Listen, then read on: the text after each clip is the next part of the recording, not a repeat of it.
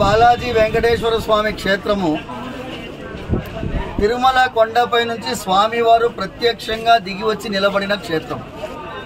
ఇక్కడ ప్రాధాన్యత వెంకటేశ్వర స్వామికి. తిరుమలలో ఏ నియమాలు వర్తిస్తాయో ప్రభుత్వ పరంగా చిలుకూరులో కూడా ఆ నియమాలు వర్తించాలి. తిరుమల కొండపైన ఒక జీవో ఇష్యూ చేశారు అప్పటి ప్రభుత్వం, ఉమ్మడి ఆంధ్రప్రదేశ్ ప్రభుత్వం. దాని పేరు దివ్యక్షేత్రం జీవో. అంటే ఈ 2 కిలోమీటర్ రేడియస్లో కొత్తగా ఏ మత సంస్థ నిర్మాణం జరగడానికి వీల్లేదు. ఆ జీవోని ఇక్కడ అమలు పరచాలని కలెక్టరేట్ని కూడా నేను ప్రార్థిస్తున్నాను. పోలీస్ యంత్రాంగం సహకరిస్తున్నది. అక్కడ నిర్మాణానికి ఏ ప్రయత్నము జరగకూడదు. కలెక్టర్ గారిని జోక్యం చేసుకొని ఇక్కడ ఉండేటటువంటి పరిస్థితిని యథాతథంగా కొనసాగించాలని, నూతనంగా ఏ నిర్మాణ పనులు కూడా జరగకూడదని, ఇప్పుడైతే ప్రారంభించినటువంటి పనిని కూడా వెంటనే ఆపించాలని మనస్ఫూర్తిగా ప్రార్థిస్తున్నాను.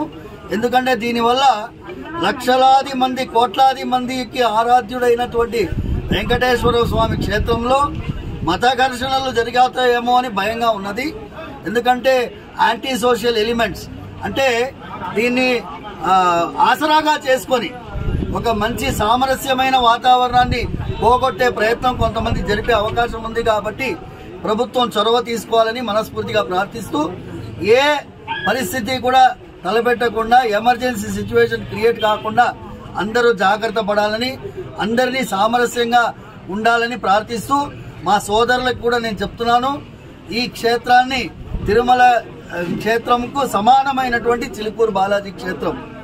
ఇక్కడ మేమందరం కూడా మత సామరస్యానికి ప్రతీకగా ఉండేటటువంటి ఈ క్షేత్రం, దీన్ని ఇలాగే కొనసాగించేటట్టుగా తోడ్పడాలని మా ముస్లిం సోదరుల్ని కూడా మేము ప్రార్థిస్తున్నాం.